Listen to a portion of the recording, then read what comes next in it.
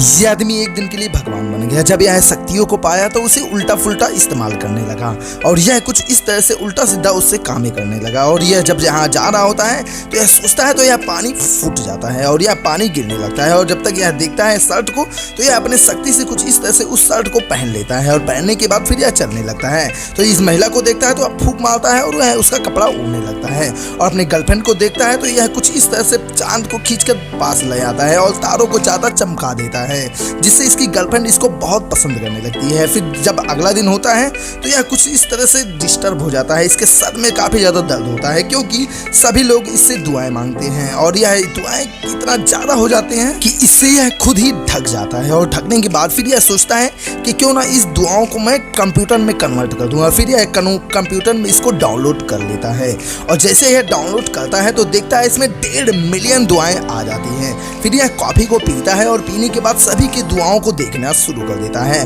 और कंप्यूटर से फटाफट कर सभी की दुआओं को रिप्लाई देने लगता है।